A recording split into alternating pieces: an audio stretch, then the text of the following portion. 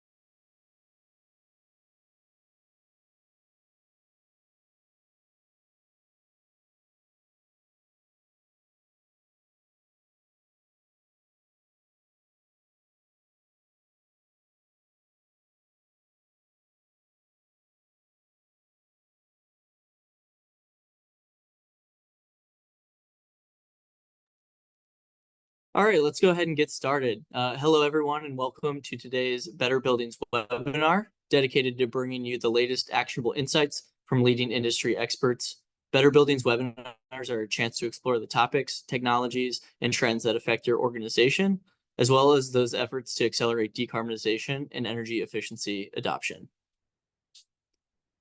Next slide, please. Today's webinar is called Storage Wars, Industrial Energy Storage Solutions. Before we dive in, there's a few housekeeping points I'd like to go over. Please note today's webinar will be recorded and archived on the Better Building Solutions Center. We'll follow up when today's recording and slides are made available. Next, attendees are in listen-only mode, meaning your microphones are muted. If you experience any audio or visual issues throughout the webinar, please send a message in the Q&A box located on the bottom of your Zoom panel, and our tech support team will be in touch. Next slide, please. My name's Andrew Whitlock. I'll be your moderator for today's webinar. I've provided support for the Better Plants program for over a year now and have several additional years of experience supporting the Department of Energy, including with the Advanced Research Project Agency for Energy and the Energy Information Administration. Next slide, please. So a quick overview of the agenda, welcome introduction. We'll do a couple polls to get to know our audience. We'll get into our speaker presentations, and then Q&A and wrap up. So hopefully you've joined us for past webinars, but if you haven't, please join us over at www.slido.com for our polls. Today's event code is #DOE or #DOE. I'll also want to note that we will be using Slido for our panelist questions. So at any time throughout the presentations, please submit your questions to our presenters through Slido, and we'll get to those at the end of the webinar. You can also select a thumbs up icon for questions that you like, and we'll have them answer the most popular questions at the end. All right, let's jump into the polls. Next slide, please. Give folks just a minute to scan the QR code if you haven't already. Okay, next slide, please.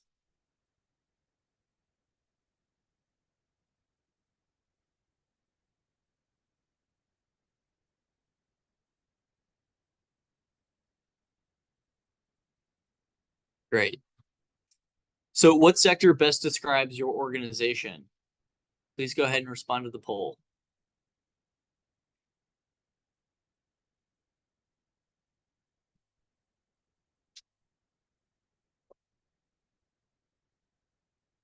Okay, looks like we're getting a good mix. Lots of industry, state government, higher ed, contractors.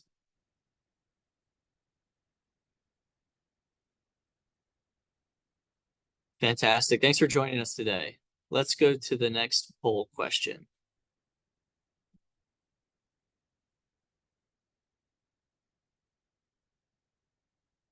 Does your organization use energy storage of any type?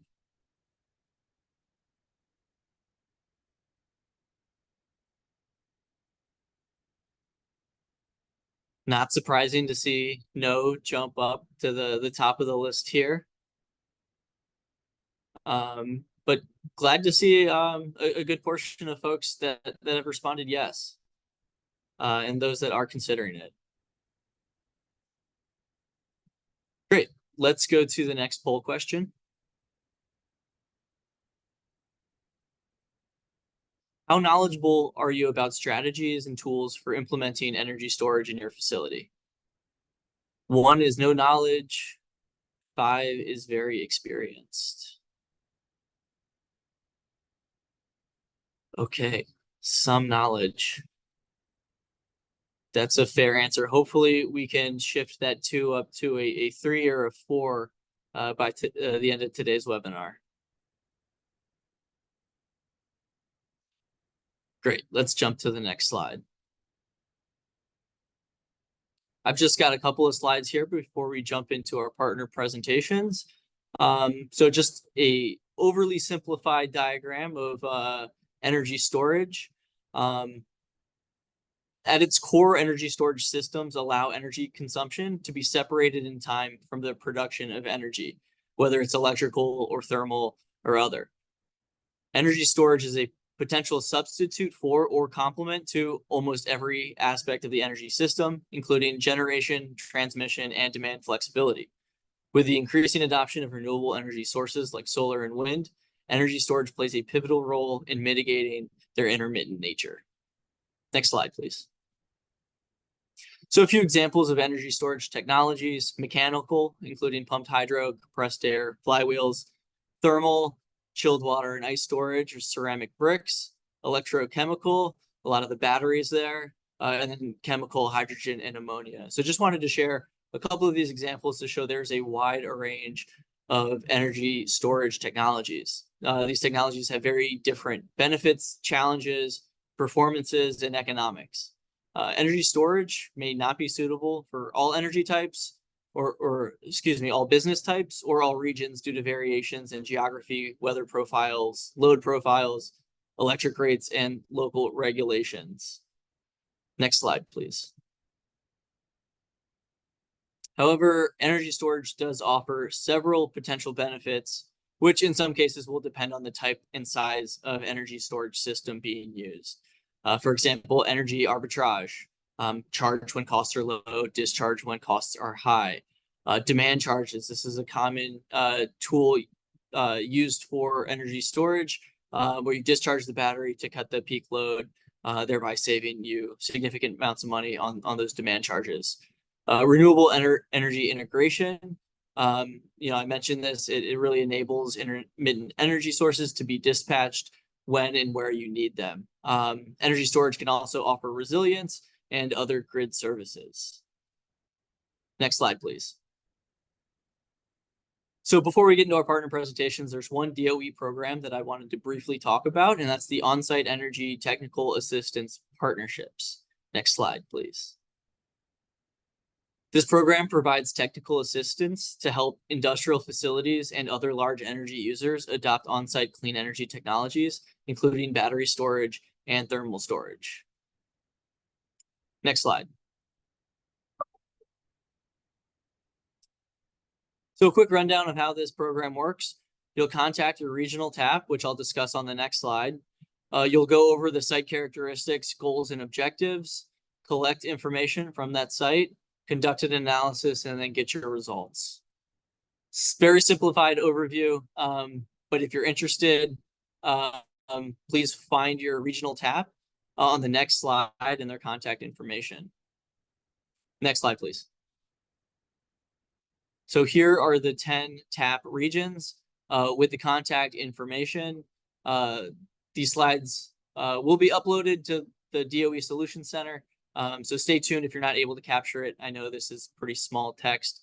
You can also reach out to the DOE On-Site Energy Program contacts, Megan Kelly and Patty Garland.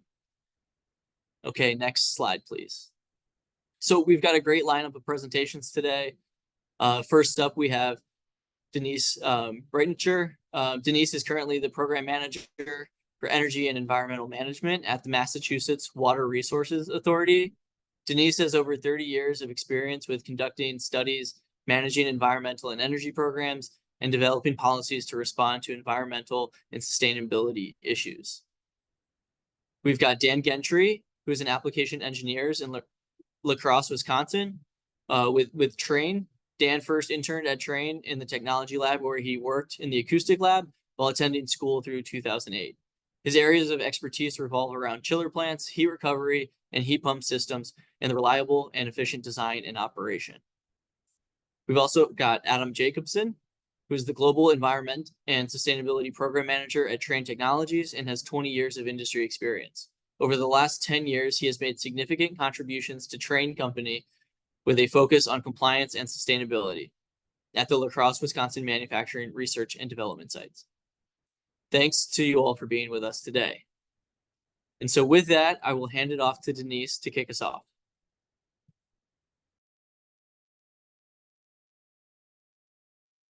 Sorry. Thank you very much. I appreciate it. So I guess we can go to the next slide, please. Yep. Well, as Andrew said, I'm the Program Manager in Energy and Environmental Management at Mass Water Resources Authority. Next slide. We are we're a quasi-state agency established by our legislature in 1984, and we provide, and this is a map of Massachusetts, and those are our service, the cities and towns we service on the map here. We provide wholesale water and wastewater services to about 3.1 million people, more than 500 industries, and 61 communities, and that's growing on the water side because of PFAS. The kind of water body you see on this small map is where our drinking water comes from. It was developed in the 30s, and it is quite clean, and therefore a lot of communities, smaller communities that have been using wells and are having PFAS issues are coming to us. So as I said, our water comes from the protected Quabbin and Wachusett reservoirs in Central Mass. We have treated, then they treat it, and we do about an average of 200 million gallons a day of water supplied.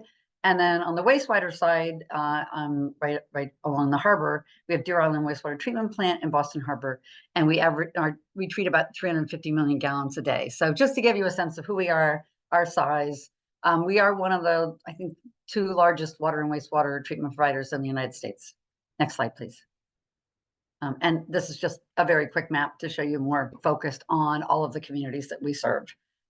Next slide, please. So I'm going to talk to you from the, I guess from the giving you the perspective of the user. And I noticed in the poll, there are definitely some state and local and federal governments. So hopefully, you know, some of the stuff I have to say will be helpful or interesting. So we, and this is where I'm going through the background here. We were offered by our local utility, which is Eversource, under a pilot demonstration program that they put together. And they said, hey, you know, they knew we were interested in testing battery storage. They said, we're going to do a demonstration project. You know, on the small side, these sites are not huge. We have several small water and wastewater facilities. And so we have 2 BESS systems. They're 250 kW. One at our administration building, which is the picture you see here. That's where most of the staff and some of the field staff are housed and where we work out of. And it's a typical office building, although there's some labs and a garage. And then the other is, we thought, both for our edification and for Eversources, to see, okay, so that's an office building. What about something really different, almost an industrial use? So we also, they put in a battery for us at one of our water pump stations. Just to be clear, because I know on Andrew's slide you saw different reasons for our BESS. These are not hooked to solar. They're specifically to reduce we entered this to specifically reduce our demand cost, and then also participate in grid peak reduction. So we would earn in revenue, and we help the grid on weeks like this, where we've got 90 degrees day after day and a lot of humidity. We are very interested in resiliency, as you might guess, because we are a critical function, providing all that water and wastewater treatment to that many people. But these are too small for that. But again, giving us any experience with batteries, because we had none, just to give us a sense of how they work and how dependable they are. And, you know, because in the future, we will be looking to batteries potentially to provide resiliency for our critical facilities. And I'll go a little bit into the contracting, because for us and other potential government agencies, that this kind of might be interesting. But we have a performance guarantee with the contractor, who I'll mention in a minute, so we have to pay, you know, I should say, we lease this, we don't own it. Eversource contracted with we can go to the next slide. They contracted with, they went out to bid. They contracted with a company called STEM. STEM is they operate the battery and the artificial intelligence that runs the battery. So we would pay a monthly service fee. However, there's a performance guarantee, which is important for a government agency like us to have that kind of safety net, that if we don't save as much as they predicted, then we don't pay the service fee.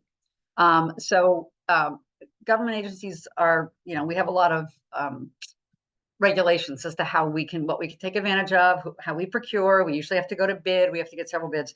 We were able to take advantage of this program because it was a demonstration program by our utility. They're the only utility, right? We can't go shopping for utilities. So the batteries were provided at no cost to the MWRA.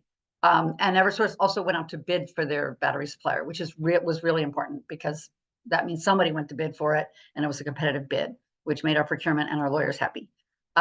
STEM, as I said, STEM Inc. is the company that won one of their bids. They own the batteries. It's a 10-year lease that we have. At the end of the 10 years, STEM will either remove the batteries and leave the site as it was, or we can work out a contract to keep the batteries. We started in March, so our year isn't a calendar year or fiscal. It goes, you know, we started in March of 21, so it goes that way, March to March. If there's any, just from an operational standpoint, if we have a problem, if there's any problem, in fact, STEM will detect it before I will, because they're monitoring it. They dispatch a local electrical contractor to diagnose and remedy the problem. And they notify us that they're coming almost always within 24 hours. They've been a great partner, I should say, in this stage of the talk, and very, very, you know, getting it up and running. And obviously it helps them too, because they make money when we make money. But they've been really, really responsive, and they provided us with an excellent dashboard, some of which you'll see. I have a couple of graphs. I'll show you just what the data looks like. As I said, STEM monitors are the artificial intelligence controlling the program, and reprograms as necessary to maximize savings and revenue. And I'll get into that a little bit, because again, we are testing very different sites, right? We're testing an office building, and now we're testing a water pump station that has several large pumps. Next slide, please. So just to give you some considerations, operational considerations here of what, you know, why we wanted to try both.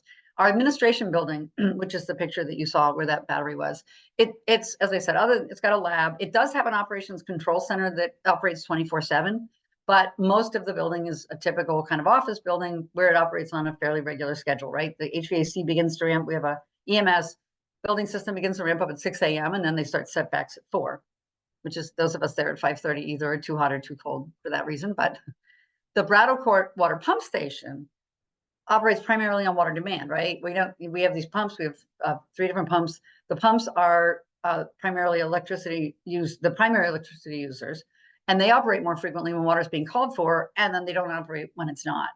And additionally, because we have redundancy, this water pump station operates in tandem with another water pump station. So if something goes down, if there's a problem, if they're working on we can switch. And finally, and you'll see this from some of the data we have, the pumps can operate for short periods of time or for several days and hours. So it really depends on, you know, like in the weather we're having now in the Boston area, you know, with it being 90 degrees and feeling like 100 and humid, they're going to be on more. There's going to be more call for water. So it's not that regular. And as I said, you'll see in the graphs that I'm about to get to. Next slide, please. So this is, excuse me, this is a screenshot from the really cool dashboard that STEM has provided us. And just to show you, and this happens to be from last year. And you'll see it's from 7, it's one bit. We can do it all kinds of ways, but I did it as a billing period. And you can pretty much see the load before storage is the purple. And then the utility load when storage kicks in is the blue. So you can see that it's kind of this regular daily up and down, right? We come in, everybody comes into the office.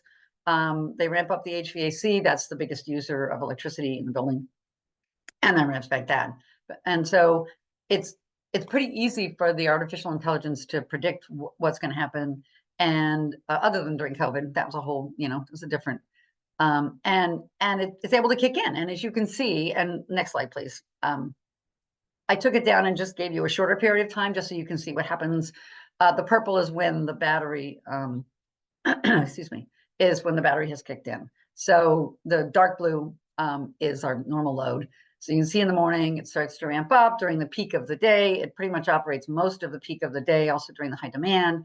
And then the light blue is when it is recharging, which is it. So the battery recharges off the grid, of course, because we don't have solar or anything, when the demand charges are lower. Next slide, please. Battle Court, as you can see, our water pump station is very different. It's up and down, it's up and down. It can be up and down for, it can go on for several hours. But when you get, as you see, if you get here later in it, you can see the date, May 1st, May 8th, May, it's on for days. There's no way a battery of that size can operate for even an entire day. So this site has proved more challenging.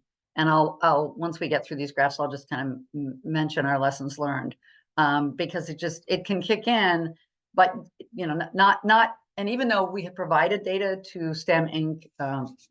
3 years worth of data before we went into this for both sites, it is just very hard for the artificial intelligence to predict how much water is going to be called for and how long it's going to stay on. Next slide, please.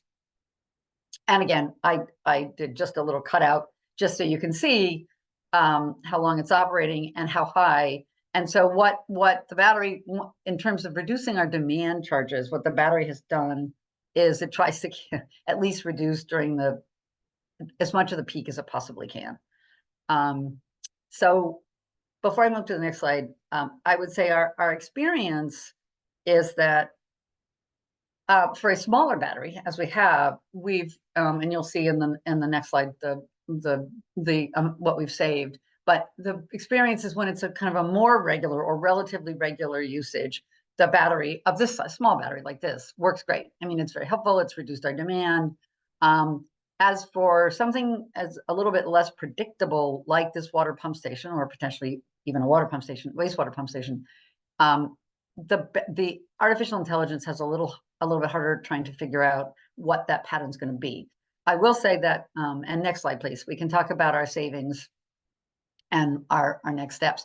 So as you can see from our demand savings to date, and we've just got the 24 numbers in, so they're not up here, but demand savings to date, the first year we only saved from both sites $1,115.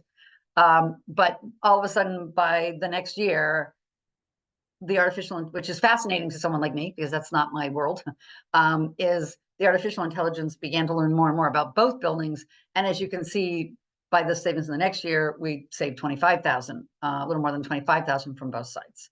The other thing that we, as I mentioned, is, so that's on the demand savings. I think that what we're learning is that we may benefit more from participating in the grid peak reductions, and we won't save as much in demand, but we will actually, in the end, get more money, more revenue from the grid, participating in the grid peak reductions. So we were not allowed to enroll in the first year we were not, and the grid, at least for us, the grid peak reduction programs is June to September, just to make that clear. The first year we were not allowed to enroll. They just wanted you to get your feet wet, get the program up and running. The second summer, the revenue from enrolling both was a little over 16,000. So that was in addition to the money that we saved on demand. This summer, and so we'll have more data in October, but it looks like we're already doing better, is there's Eversource has put out a new peak reduction program specifically for batteries. And it pays substantially more, and double actually, for discharging the batteries, and that we're going to have to do it more often. So we're going to try that. We're going to switch from, so it will mean during the summer period, we will not be reducing our demand charges as much, but we will be increasing our revenue substantially from the grid peak reduction, from participating in that. And so, I think what's interesting is that it's flexible. We are learning as it's learning. The artificial intelligence is adapting. I will say already in just the first few months of this year, from demand savings before the grid reduction program, we've already saved over $8,000 just on demand reduction alone from March of 24 through June of 24. So I think for us, it's really a learning process. And I think, I think for Eversource also, we have a sort of more standard office building, and then we have this water pump station that's operates much more randomly. So they're learning and we're learning. And this is why they did the demonstration program. I will just end by saying that we are considering a larger demand project, and we're doing a study right now. We got a grant. We're out, put out a bid to get a company to do a study for our Deer Island wastewater treatment plant, which is that is our largest user. It's like, their electric bill is like 12 million a year. And that is to try to provide some resiliency to have it, but it would have to be so much larger. And even just a short time when a storm is coming and we know we're going to have to ramp up, and there's a concern that, maybe some of the equipment doesn't start right away. A lot of ours, I think, Black Start takes a little time. We'll have this battery to give us a half an hour backup, so that we don't have any issues during major storms and things. So that's kind of cool. That we just got a consultant to do that study, so we'll have more information about that next year. But we are looking at, like I said, the resiliency piece too in the long run. So all of the stuff that we're doing gives us a window into how this all works, and what works and what doesn't. So I think that's it for me. Hopefully that's okay. And I didn't go over. Thanks, Denise. That was awesome. It's exciting to hear about everything that you've learned through this experience. And thanks for sharing your learnings on this webinar with us. So next we'll hear from Dan Gentry and Adam Jacobson. Go ahead and take it away.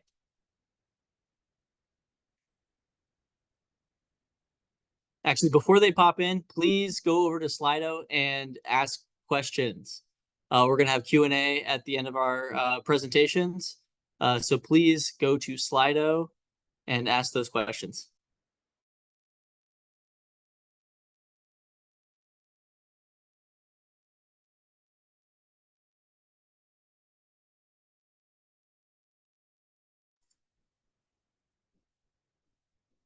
Hello, everyone. Thanks for having us today. My name's Adam, and our presentation is Trane Technologies heat pumps combined with thermal energy storage solutions.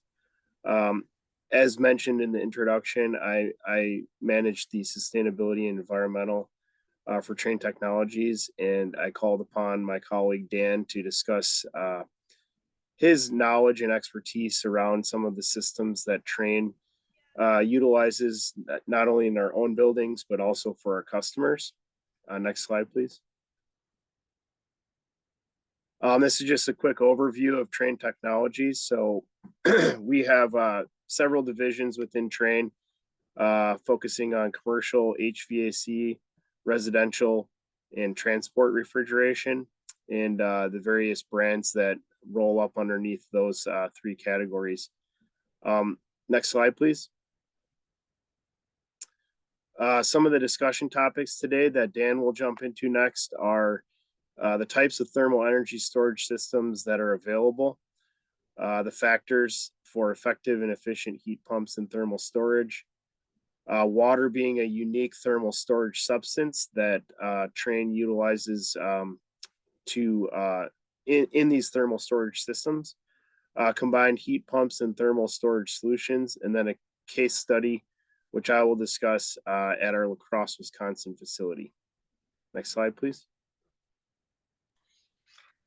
So when we're talking about types of thermal storage, there's a few different types. There's like three kind of main types, let's say. You can have chilled water storage, which is typically going to be at a temperature range of maybe, say, 38 to 41 degrees is typically the, say, ideal temperature for storing chilled water for say, a cooling need. You can then have hot water storage, which hot water storage is going to be very dependent on what the application is. Like maybe it's low temperature hot water heating at 105 degrees or something like that. Could be for domestic applications that have to meet a certain temperature or be in a temperature range before they're sent to a, say the appliances. It could be high temperature hot water, maybe 180 degrees for heating hot water, or maybe some sort of a process. That range is going to be, like I said, depending on how we're going to be using that hot water. And then the last one would be ice storage. So we're talking about a phase change. So freezing water essentially into ice, and then we can use that ice for cooling at another time. So those are really the types of storage that we're going to talk about, and we're going to really get into the ice storage as we get further into what we're looking at today. There's different means of thermal storage, or I should say energy storage. The main means we're going to say could be a modular or a custom build type. So a modular is going to be, say, a series of tanks, and you can put those tanks linked all in parallel together, and you can have many, say, wings of those different tanks. So it's a very, say, flexible solution. You could have a system with 1 or 2 tanks, or you could have a system with dozens or hundreds of tanks, if you will. So very, say, scalable. The other one would then be looking at custom tanks. So this is going to be typically a steel or a concrete structure, built in place. And that's going to be, designed for a specific capacity. And it's typically, or it could be, say, in even millions of gallons. And we're talking about industrial versus commercial. We're talking about industrial today. I think, when you get into that conversation, it kind of, depends on who you're asking. What does that mean? I kind of think about industrial could be scale. Maybe that's going to be larger when we're talking about scale as opposed to commercial, or maybe it's the application. Is it a mining application? Is it some sort of a heavy duty process like that? I would say both of these storage types, and also I would say all of the types and all of them, and both means, could be applied to, say, commercial or industrial applications. It just depends on, how you want to use it. So they could be very flexible in that way. And then Trane here, we provide the modular, the version we call a CalMac ice tank. We'll look at that on the next slide. And then we also provide the heat pump solutions that could freeze the water into ice and melt the ice as well. Next slide, please. So when we're talking about thermal energy storage, so typically, or maybe in the past, we've really kind of focused on, say, cooling or chilled water storage or ice storage. And what we have on the slide here are ice storage tanks. So what we've, say, historically done for several decades with these is the idea is run your chilled water, say, at night, or run your chiller at night or at off-peak times. When energy costs are lower, we can freeze water into ice at nighttime, so it's lower cost, and then we can now use that ice that we've, say, stored overnight the next day to satisfy, say, some or all of our cooling needs for that day. And we've done that for a long time. Those many systems have been in place. And now today, what we're going to look at is how can we use these same tanks that we've been applying for decades now in a cooling and a heating situation. So next slide, please. This is just kind of showing you what the inside of these tanks look like. It really is, if we talk about, say, a thermal battery or a heat exchanger, whatever you want to call it, but it's a very simple design, really just a coil of piping with an outer jacket. And then we circulate the, say, glycol from the chiller through the tubing that's all submerged in water, and then we freeze that water into ice. That little top section you see, the expansion chamber, allows for that ice to expand. So it's a very simple, a very reliable design. So like I said, we're talking commercial, industrial.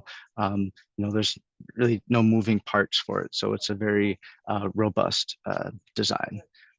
Next slide, please. So there's kind of a lot going on what we're looking at right away, but this is the system that we have designed and deployed at our building on campus. And this is a system that our team is fully commercialized, meaning we have developed an application guide. There's modes of operation, sequences, and the controls and all that kind of stuff have been thought through, engineered, for this system. And so we had an opportunity on campus, which Adam's going to talk about the benefits that we got, but we had an opportunity to deploy this system. So we thought, great, let's do that. So what we wanted to do was really the really overarching goal was the electrification of the building. So we wanted to get off of using a steam that we were using to heat that building, and we also wanted to reduce the water usage at the building, and we've been doing that throughout campus as well. So I'm going to kind of walk through what the system, what the components of the system are, and then how we're using the thermal energy storage to heat and cool in our space. So first, animation, please. So when we're talking about looking at the system, I like to break this down into its individual components to try to simplify what we're looking at. Because if you kind of try to digest this at one, it's like, oh, we got this going there, what's going on here? So I like to break it down into things that hopefully we are familiar with, say, a heating and cooling system. So at first we have our cooling distribution loop, and this is really the same the same cooling loop that would be any typical cooling system. This loop for our building remained unchanged, so that distribution side for the cooling was very simple for that part. So we have that. Next animation is then our heating loop. So what was different with the heating loop for this design is it has to be a low temperature heating loop. And why it has to be a low temperature heating loop is because we're using a heat pump to do the heating. So what we had to do was, instead of using 180-degree hot water, we lowered our design temperature to 105-degree hot water. But in doing so, we had to address the air distribution side for the heating. So we put in new VAV coils that are multi-row coils that are capable of heating a space with low temperature hot water. So slight modification that, but the distribution side, pumping and all that is the same, just a different temperature. The next loop then is the air to water heat pump source and sink loop. So what we do with this loop is we can add heat to the energy transfer loop, or we can pull heat from the energy transfer loop. So that's our device that we can use to, say, manage the energy or the temperature in that loop. Then the last loop is our energy storage or transfer loop, which is the loop that has the tanks in it. So now how all this comes together now is if we look at, say, what happens now in our heating only mode. So in heating only mode, we're running that chiller heater to satisfy the heating side. But if we have no cooling on the cooling coils, what we can do is send that chilled water that the heat pump is making to that energy storage transfer loop. And now we can start creating ice in those thermal energy tanks. And then we can size those tanks to run however many heating hours we need to run without a cooling load.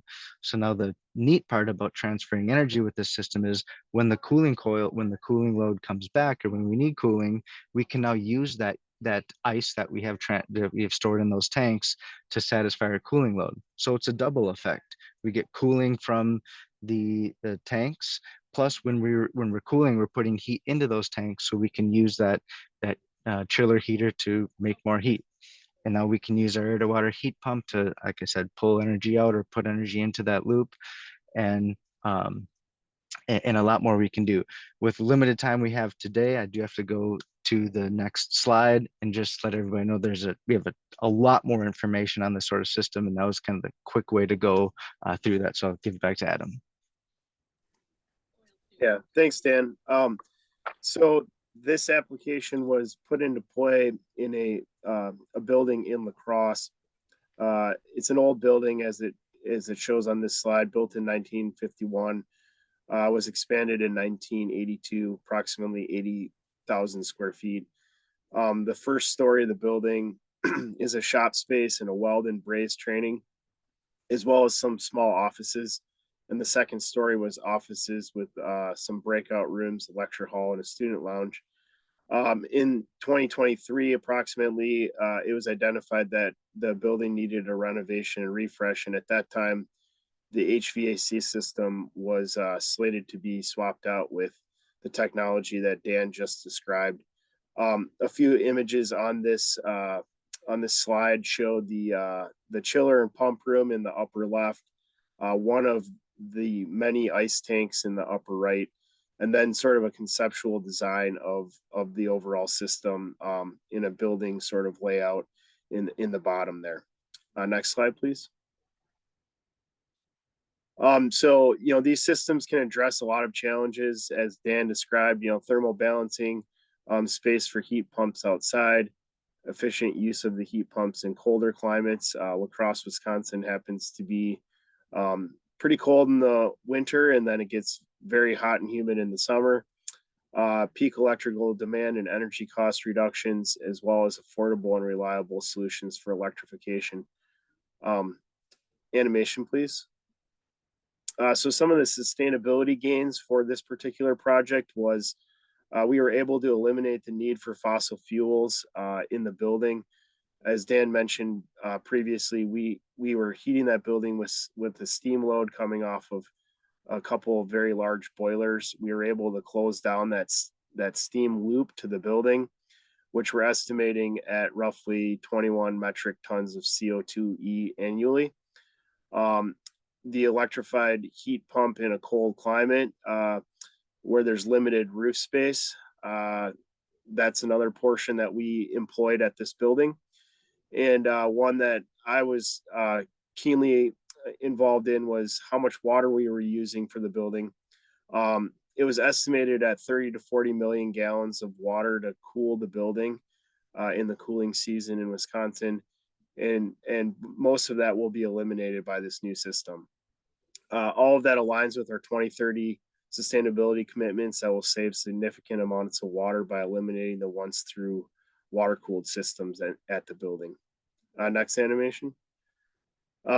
These are very efficient systems, as it mentions here, and it's actually able to pull some of the thermal energy above 32 degrees to be stored for later use. It collects the ambient energy, and it can be used when it's beneficial for the building or the customer. Next animation. Very reliable system, and it's backed up with thermal storage for up to 12 to 24 hours. And as we already discussed, it can downsize or eliminate the backup heating. And I would add the big part to this, I think efficiency and reliability parts to this is that we with the thermal energy storage, we're able to design a system that also uses an air to water heat pump, but it doesn't rely on the ambient temperature at time of the heating need. So even if it's minus 20 degrees outside, we can still use our heating system, but we don't need to rely on our air to water heat pump to do that because we have that thermal energy storage. We can run our air to water heat pump down to 0 degrees. So if it's below 0 degrees, we can't use that.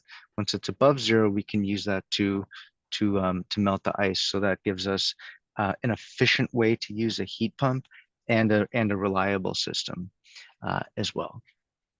And I see we're at time.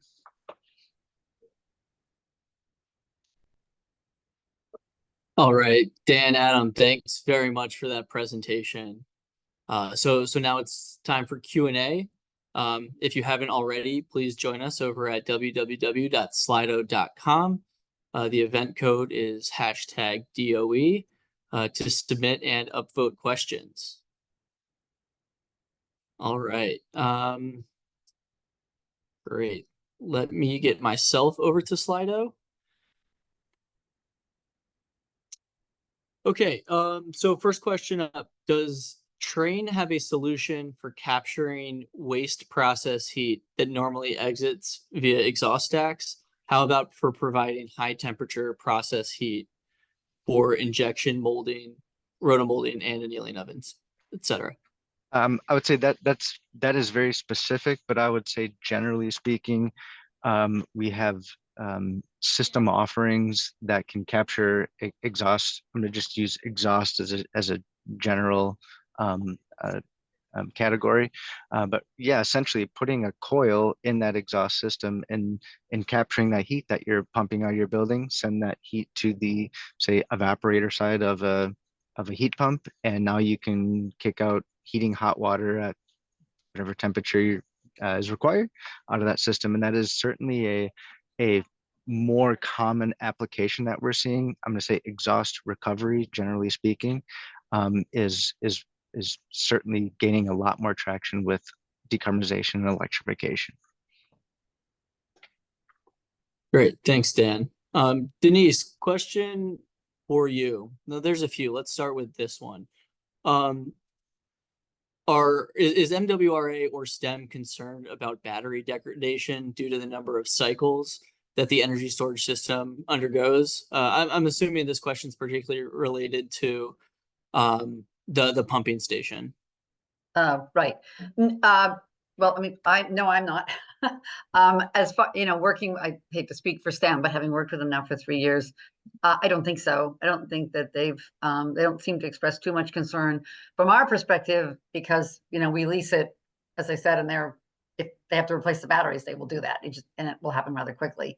But as I said, they were presented with all the data before we picked these sites, and they were comfortable with the off and on. So to my knowledge, no, although again, I hate to speak for STEM. Mm-hmm. Great. So another question sort of about the contractual agreements. There was a question coming in about STEM. Do they obtain revenue from the connected solutions and the Clean Peak programs, or are they shared? How does that work? Yes. So obviously any demand savings are ours. And that's where the performance guarantee that I mentioned applies. It only applies to that. So we have to save between the two sites 30,000, which is our performance guarantee. I think it's 30,600. If we don't have to pay the monthly service fee on as you say, and it's now not the connected solutions. As I said, we're now in a new program, but same idea. We split that 50-50. That is part of the contract that we signed. Yeah.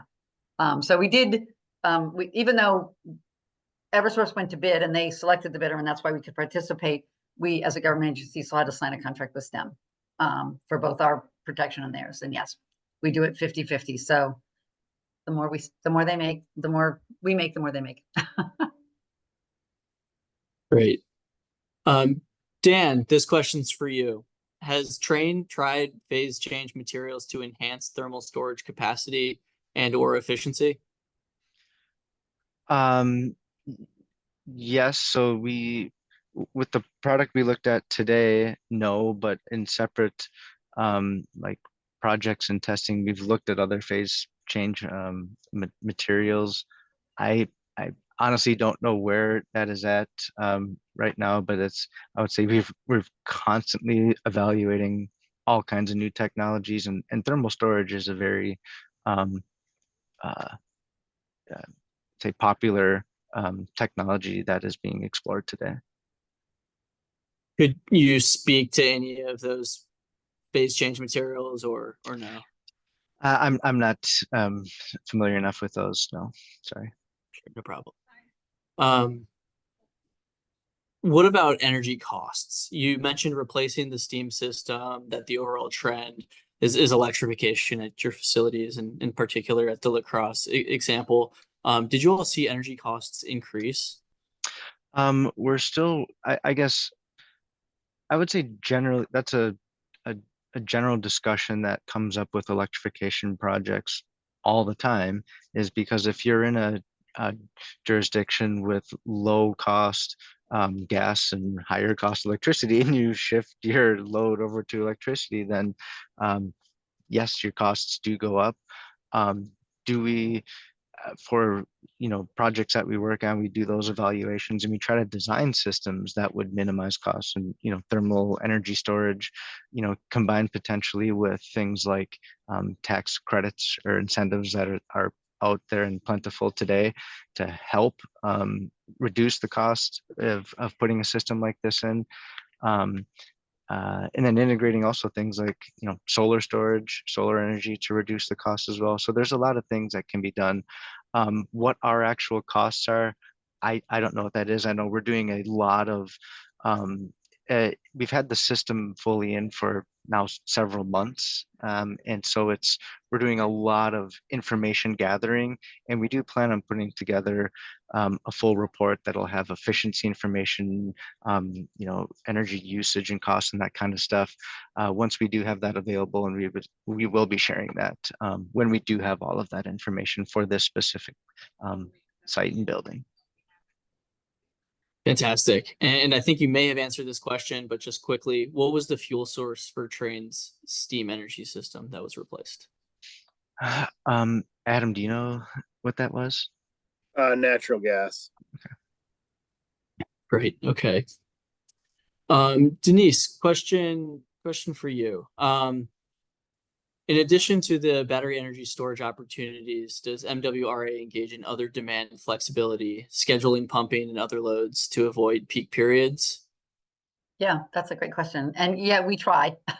Absolutely. We try to, for example, we have some backup pump stations that have just as many pumps as the regular. I mean, we have several that, 350 horsepower, 700 horsepower motors.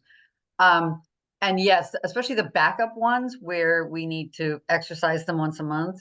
They used to just, I'm laughing just, they'd exercise them at like 2 o'clock in the afternoon. It's like, oh, you're killing me on the bill. But we now have a program where they will exercise them at night, because we're obviously 24/7, so we can do that.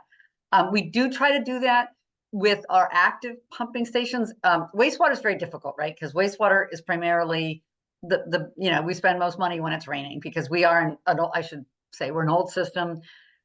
We're eliminating as much of the rainwater intrusion as we can, but it's such an old system over, we still have some wooden pipes in the ground. So when it rains, we still get, so you kind of have to respond to that. But on the water side, we are trying to, putting VFDs on the pumps, also lead lag. Like you said, there's all these kind of strategies that we are indeed trying to reduce the demand. Because in some cases, the demand charges at our water pump stations is more than the actual KWH, charges. So anything we can do, like I said, VFDs, lead lag. We even have as I said, pump stations on the water side that operate in tandem. They're 8, and so two in each. And depending on the demand, we might even operate one with smaller pumps. I will say on the wastewater side, just very quickly, we do have a project. We did a bunch of audits with our utilities, and we had, because we've been so good at reducing the infiltration from rainwater and stuff, we have some oversized pumps, I'm sorry. And so for 85% of the year, for example, we have pumps that, that were designed to treat 150 million gallons a day. 85% of the year, it's getting 15 million gallons a day. We're starting to put much smaller pumps, like jockey pumps, in to take, so that we're actually running the pumps at the very most efficient curve. So sorry, that was kind of a long answer, but yeah, there's a bunch that we're trying, a bunch of things we're trying. Great. And one more for you, Denise. There's a question about the system's designed with black start capability. Was that included on these, or is that for your future looking projects? That's for the future. Yeah. They were not, that was okay. not, that is for the future. Yes. Great. Another question for Train. We talked about phase change materials, and you mentioned that there was some work there. Has Train developed or is looking into projects that used something like packed bed or ceramic brick for thermal energy storage solutions? I am not aware of that. Okay. No problem. I do want to ask this question to the group. It did get a number of thumbs up. Any thoughts on how to integrate energy storage into building performance standards? Are there any jurisdictions that have done this already? This seems maybe a little bit out of the wheelhouse here, but thought I would pose it.